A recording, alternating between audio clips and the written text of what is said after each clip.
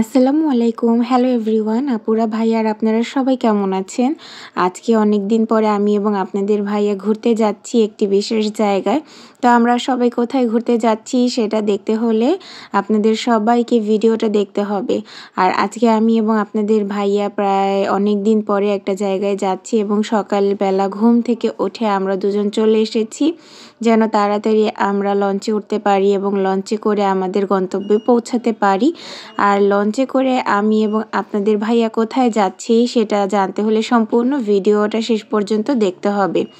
তো সকালবেলা আমরা ভোরে ঘুম থেকে উঠেই চলে এসেছি এবং এখানে দেখতে পাচ্ছেন গ্রিন লাইন আছে এবং আছে হচ্ছে দোয়েল পাখি আর কর্ণফুলী। তো আমরা কিন্তু লঞ্চে উঠে গিয়েছি। লঞ্চে ওঠার পরে এখানে দেখতে পাচ্ছেন খুব সুন্দর লাগছে, নদীর চারপাশে লঞ্চ দেখা যাচ্ছে অনেকগুলো। আর লঞ্চে করে কোথায় যাচ্ছি এতক্ষণে হয়তো আপুরা ভাইয়ারা সবাই বুঝতে পেরেছেন।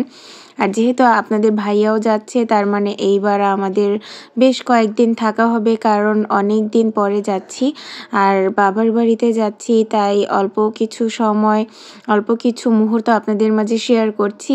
আর এই ভিডিওটা দেখে অনেক আপুরা ভাইয়ারা যারা শর্ট ভিডিওটা দেখেছেন তারা ভেবেছিলেন যে আমি সেন্ট মার্টিন ঘুরতে যাচ্ছি, কিন্তু না, এটা হচ্ছে আমার বাবার বাড়িতে যাওয়ার পথে আর আপনাদের ভাইয়ার শ্বশুর বাড়িতে যাওয়ার পথে, মানে লঞ্চে পিছনের সাইডে যেই ঢেউয়ের সিনটা সেটাই।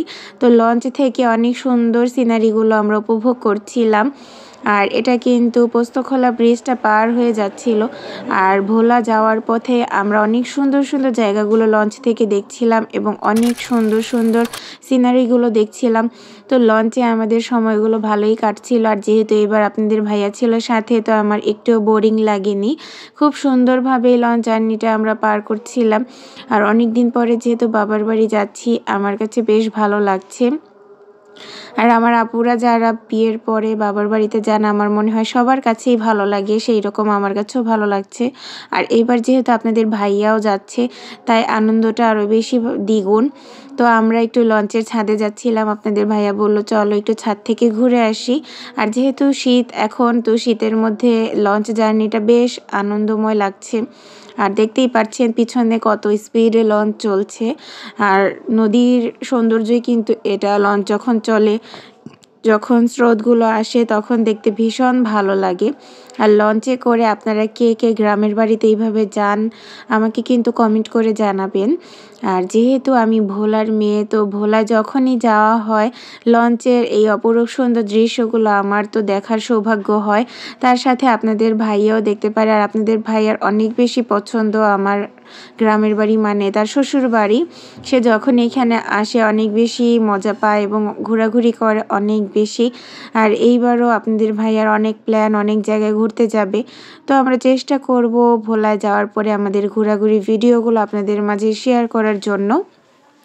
আর যারা আমাদের পেজটা এখনও ফলো করেননি চাইলে আমার পেজটাকে ফলো করে রাখতে পারেন এবং আমার ইউটিউব চ্যানেল থেকে আপনারা চাইলে ঘুরে আসতে পারেন। ডেসক্রিপশনে আমার ইউটিউব চ্যানেলের লিঙ্কটা অ্যাড করে দিব। আর আমার এই ভিডিওটা আপনাদের কাছে কেমন লেগেছে আপুরা ভাইয়ারা সবাই আমাকে কিন্তু কমেন্ট করে জানিয়ে দিবেন। আপনাদের সবার ভালোবাসা এবং দোয়া নিয়ে আমার পেজটা ইনশাল্লাহ সামনের দিকে এগিয়ে যাচ্ছে। আপনারা সবাই এইভাবেই সাপোর্ট করবেন এবং ভালোবাসা দিবেন সব সময়। আর দেখতেই পাচ্ছেন ভিউটা কত সুন্দর। আর লঞ্চ জার্নি বরাবরই আমার কাছে বেশ ভালো লাগে, অনেক মজার হয়। আর লঞ্চে আমরা এখন চলে এসেছি ইলিশা ঘাটের আগে একটা ঘাট পরে, যারা ভোলায় যান তারা অবশ্যই জানেন।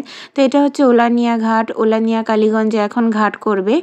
এরপর 30 মিনিট পরে আমরা ইলিশা ঘাটে পৌঁছাবো। আর ইলিশা ঘাট থেকেই চলে যাব হচ্ছে আমার বাবার বাড়িতে, আমার সবচেয়ে পছন্দের জায়গায়। তো আমার আজকের ভিডিওটা সবাই শেয়ার করে দিবেন। আপুরা ভাইয়ারা যারা যারা আমার ভিডিওগুলো দেখতে পছন্দ করেন সবার কাছে অনুরোধ রইল আমার ভিডিওগুলো শেয়ার করার।